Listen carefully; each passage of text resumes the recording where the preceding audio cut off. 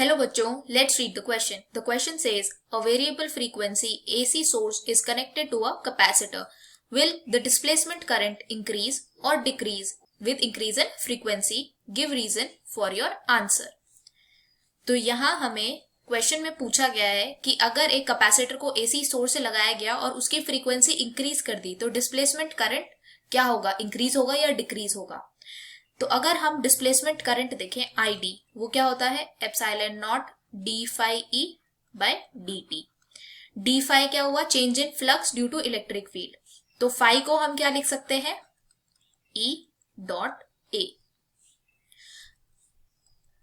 तो यहां पर अगर E डॉट ए है तो E को हम लिख सकते हैं V by L. V is equal to E dot D S हमने पढ़ा है, तो E को हम V बाय एल लिख सकते हैं।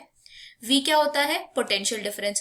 तो अगर हम पोटेंशियल डिफरेंस को देखें करंट और रिएक्टेंस के टर्म्स में, तो V is equal to I। यहां हम XC लिखेंगे क्योंकि यहां कैपेसिटर से AC सोर्स जुड़ा है, तो यहां हम XC लिखेंगे। XC क्या होता है, 1 बाय ओमेगा C। अब हमें बोला गया है कि फ्रीक्वेंसी इंक्रीज हो रही है, मतलब ओमेगा की वैल्यू इंक्रीज हो रही है। तो अगर ओमेगा इंक्रीज होगा तो XC डिक्रीज होगा। अगर ओमेगा इंक्रीज होगा तो XC डिक्रीज होगा।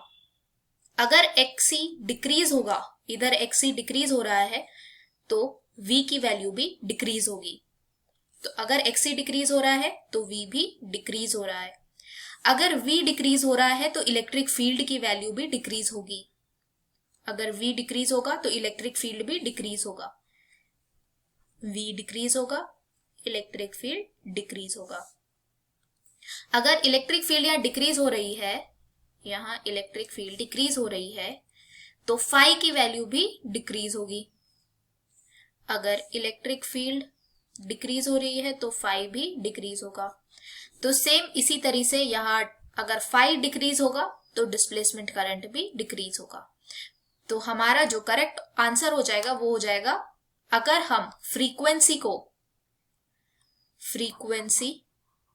AC सोर्स की इंक्रीज करते हैं तो हमारा जो डिस्प्लेसमेंट करंट है, डिस्प्लेसमेंट करंट क्या होगा, डिक्रीज होगा। I hope you understood this well.